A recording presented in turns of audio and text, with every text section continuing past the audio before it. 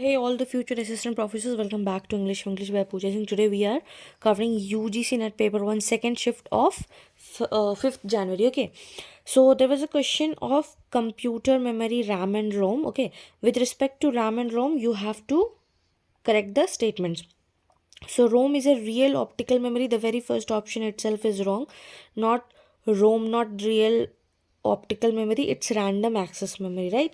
Then the RAM stores the instructions you are currently working on, yes, and that is why जब आपका phone भर जाता है तो it start lagging, right?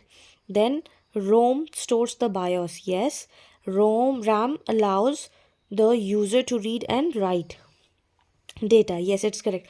Both RAM and ROM lose their data when their power is turned off. No, it does not happen. So the correct answer is B, C, and D. Okay, so you have to if you want to read in detail, you can read it, you can take a screenshot of it. Okay, now moving forward to the next question. There is a maths question. The average of 14 term is 260. ठीक है, 14 terms का average क्या दिया हुआ है? 260 दिया हुआ है. And if the average of the first 12 terms is 250, what is the average of the remaining 2 terms? What you have to do? The correct answer is for 320. Why? Total sum क्या है? 14 कितना दिया हुआ है? 260. What you have to do?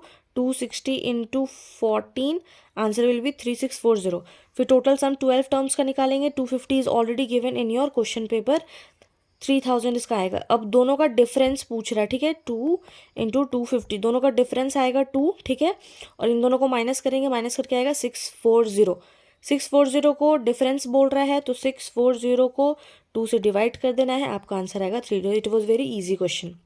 Now there was a question, information technology से आया था. Input devices बोल रहे हैं PYQ को, still people are saying that PYQ नहीं आ रहा. PYQ is being repeated repeatedly. Okay, तो the biometric device is what? The biometric device is input device. ठीक है, व्हाई?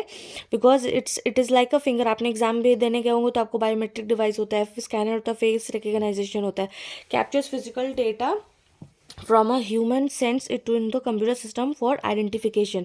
तो वो डेटा सेंड करता है कंप्यूटर में, सो वो एक इनपुट डिवाइस ही है. Then there was a question from the classical Indian logic fallacy. According to the classical Indian school of logic, which fallacy is committed in the following statement? Fire is eternal because it is produced. तो इसमें आपसे पूछ रहा है कि कौन सा fallacy committed है. तो इसमें कौन सा है? इसमें विरुद्धा है, contradictory. Okay, why? Because in Indian logic विरुद्धा ऑकर्स व्हेन द रीजन हेतु use to prove a statement opposite. ठीक है. Then moving forward to the question number 5. Logical reasoning से ही आया again. A series is given with one term missing. Choose the correct alternative which will complete 2, 3, 10, 39. What will be the next? So the next answer will be 72. Why 172? इसमें क्या क्या है? इसमें क्या क्या है? जो भी नंबर है, ठीक है, 2 है. और नेक्स्ट कैसे आया? तो 2 इंटू 1 और फिर 1 का स्क्वायर किया है, तो 2 + 1 is equal to 3 into 2. 3 2 6 plus 2 2 का 4, that is 6 + 4 that is 10. 10 into 3 plus 3 का स्क्वायर, तो 30 + 9 39. और ऐसे करके फिर ये टोटल आया है आपका 172. ठीक है. Then moving forward to the informal fallacies. Informal fallacies आया है. Human beings are animals because as homo sapiens we all evolve thousands of years ago. Which informal fallacies committed in the ववाक argument? So the correct answer will be a fallacy of compositions and divisions. Why? Because the argument implies that humans as a whole species.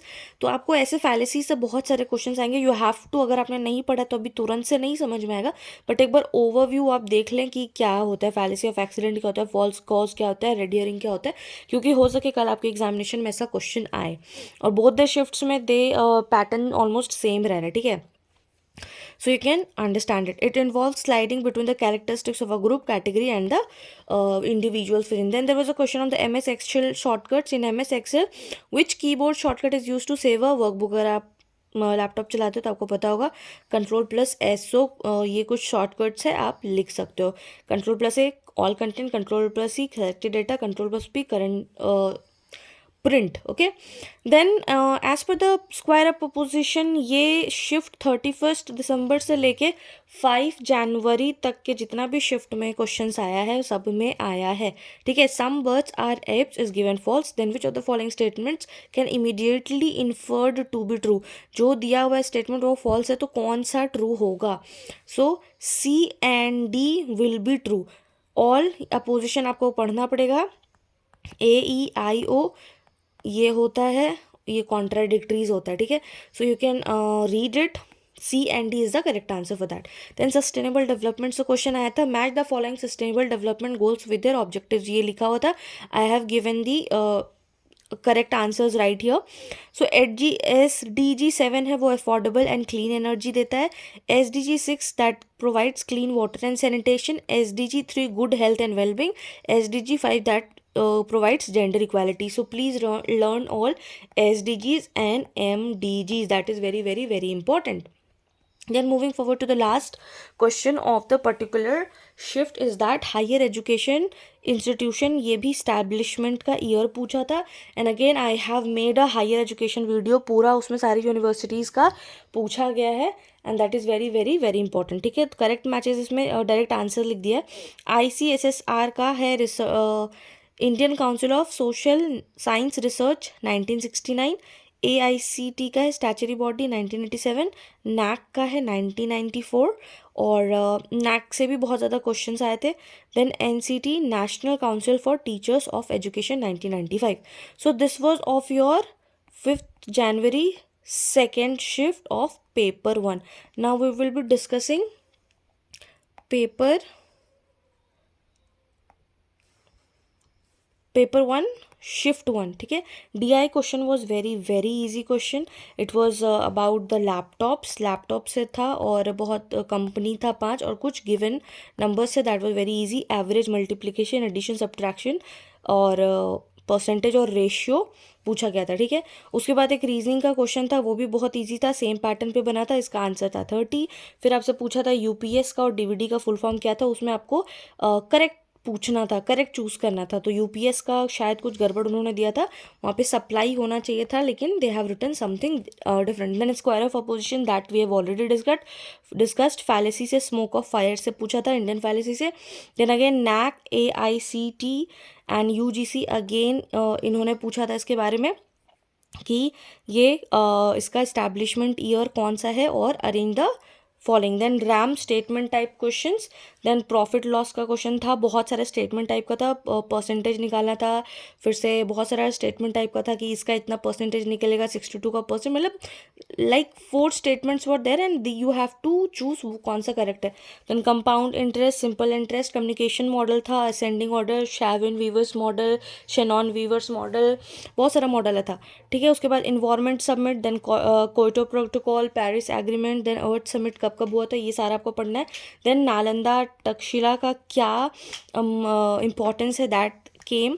Then P hypothesis. Then coal formation का age पूछा था कि coal formation क्या age था. Then NEP 2020 से बहुत question था again, assertion and reason का.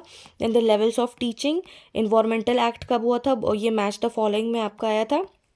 फॉरेस्ट एक्ट कब हुआ था, वाइल्ड लाइफ कन्वर्सेशन एक्ट कब हुआ था.